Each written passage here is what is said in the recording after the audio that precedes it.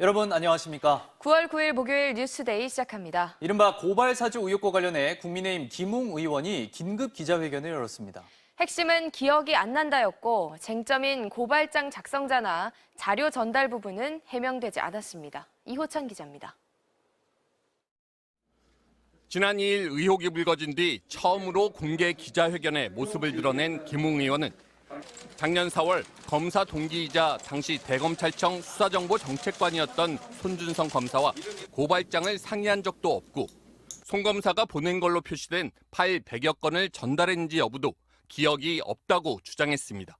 기억이 안 나는데 기억난다고 거짓말을 해야 되겠습니까? 반대로 한번 이야기를 해볼게요. 제가 기억이 납니다라고 이야기를 하면 여러분은 그거 믿어주시겠습니까? 그러면서도 정황상 손 검사가 건넨 파일을 당에 전달했을 가능성은 있다고 여지를 남겼습니다. 매체에서 조작했을 리는 없기 때문에 정황상 손준성이라고 이름이 붙어진 사람으로부터 자료를 받아서 넘겨줄 가능성을 배제할 수는 없다는 겁니다. 당시 김 의원이 제보자에게 전화해 서울중앙지검이 아닌 대검 민원실로 접수하라 했다는 뉴스버스 측 증언도 나왔지만 이 역시 김 의원은 기억나지 않는다고 답했습니다. 그러면서 자신은 휴대폰을 정기적으로 바꾸고 기존 휴대폰은 이미 폐기해 직접 증명할 방법은 없지만 제보자 휴대폰이 검찰에 제출된 만큼 그 휴대폰을 분석하면 진실은 밝혀질 것이라고 말했습니다. 또 자신이 파일을 전달한 제보자에 대해선 공익신고자 신분인 만큼 구체적으로 말할 수 없고 나중에 제보자 신원이 밝혀지면 제보 경위에 대한 의문이 풀릴 거라고 주장했습니다. 약 50분간 진행된 기자회견. 그러나 핵심 쟁점인 검찰청 인사가 고발장과 자료를 넘겨줬는지 또 고발장은 누가 작성했는지 등은 하나도 해명되지 않은 가운데 김 의원은 불미스러운 일에 관여된 책임을 지고 유승민 캠프 대변인직에선 물러나겠다고 밝혔습니다. MBC 뉴스 이호찬입니다. 윤석열 전 검찰총장도 기자회견을 자청했습니다. 자료들을 괴문서라고 비난했고 제보자에 대해선 공익신고자가 아니라며 신원을 밝히라고 주장했습니다. 김재경 기자입니다. 기자회견을 자청한 윤석열 전 검찰총장은 먼저 국민의힘 김웅 의원과 주고받았다는 제보자의 SNS 대화방 자료들이 모두 괴문서라고 비난했습니다. 고발장 등의 작성자가 아직 불분명하다는 이유입니다. 그게 괴문서 아닙니까? 디지털 형태든 지면 형태든지 간에 그 출처와 그리고 작성자가 딱 드러나야 되는 거 아닙니까?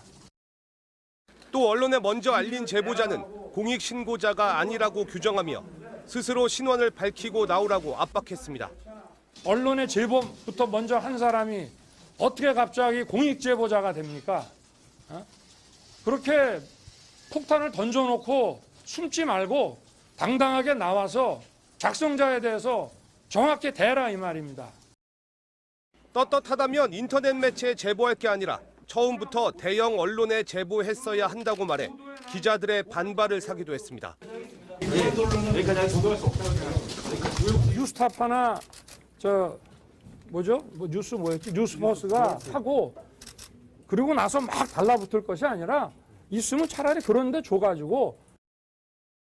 김웅 의원에게 고발장을 건넨 의혹을 받는 손준성 당시 수사정보정책관이 검찰총장의 지시 없이 움직일 수 있겠냐는 질문엔 누구하고 문건을 주고받았다고 한들 그런 걸 총장한테 결제받고 보고하고 하겠냐며 자신을 향한 의혹에 선을 그었습니다. 윤 전 총장은 거듭 정치공작이라고 주장하며 국회 차원의 진상조사가 이뤄진다면 응하겠다고 밝혔습니다. MBC 뉴스 김재경입니다. 오늘 코로나19 신규 확진자 수는 어제에 이어 2,000명을 넘을 것으로 예상됩니다. 특히 수도권의 확산세가 심각합니다. 정동욱 기자입니다. 방역당국에 따르면 어제 0시부터 오후 9시까지 전국에서 1,926명이 코로나19 확진 판정을 받았습니다. 전날 같은 시간에 집계된 1,859명보다 67명 늘어난 규모입니다. 집계를 마감하는 자정까지 늘어나는 환자 수를 더하면 오늘 오전 발표될 신규 확진자 수는 어제에 이어 2,000명을 넘길 것으로 예상됩니다. 지난 한 주간 전국 이동량은 3% 증가했고 감염 경로를 조사 중인 비율도 36.7%로 다시 최고치를 기록했습니다. 특히 어제 수도권에서 역대 최다 기록이자 전체 확진자의 70% 이상인 1,476명이 나왔습니다. 비수도권은 유행 규모가 줄고 있지만 수도권 유행은 다시 증가 추세여서 방역당국은 촉각을 곤두세우고 있습니다. 이대로라면 추석 연휴를 앞두고 수도권에서 비수도권으로 재확산 가능성이 큰 만큼 앞으로 4주간이 고비가 될 것으로 보입니다. 추석 명절을 포함한 앞으로의 4주간이 소중한 일상 회복으로 한 발 더 다가서느냐, 다시 물러서느냐의 분수령이 될 것으로 판단하고 있습니다.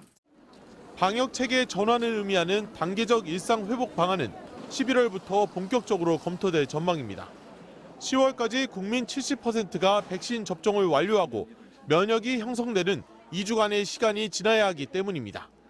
이와 함께 9월 중 4차 대유행을 진정시켜야만 일상 회복 방안도 원활하게 추진될 수 있다는 게 정부의 판단입니다.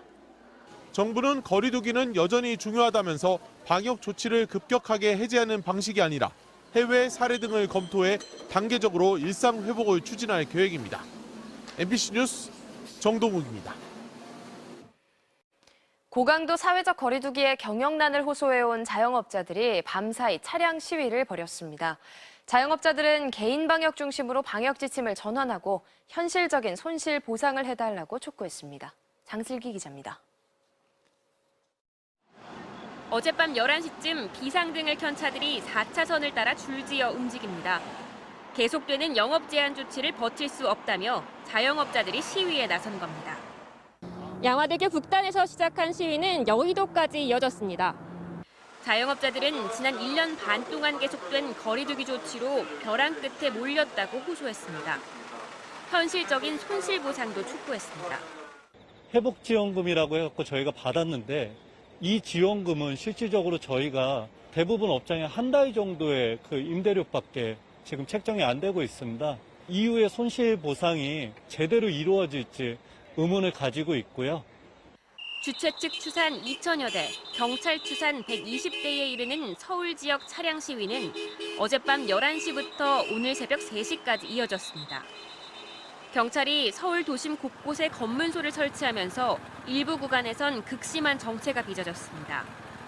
시위 차량과 경찰 간의 충돌이 벌어지기도 했습니다. 경기로 사용했기 때문에 경기 지명으로 자영업자들이 다 죽어가는데 나몰라라고. 시위는 서울과 울산, 전북, 경남 등 전국 9개 지역에서 동시에 이뤄졌습니다. 충북 충주에서는 자영업자 차량 30대가 도심을 1시간가량 주행했고 광주에서도 정부 방역 정책을 비판하는 현수막을 단 차량들이 시위에 나섰습니다. 경찰은 이번 시위를 불법 집회로 규정하고 참가자들은 감염법 예방법과 집회시위법 위반 혐의 등으로 수사할 방침입니다. MBC 뉴스 장슬기입니다. 북한이 정권 수립 기념일 73주년을 맞아 오늘 0시부터 평양 김일성 광장에서 심야 열병식을 진행한 것으로 전해졌습니다. 합참 관계자는 북한이 열병식을 실시한 정황이 있어 본행사 가능성을 포함해 면밀히 추적하고 있다고 밝혔지만 김정은 국무위원장의 참석 여부는 확인되지 않고 있습니다.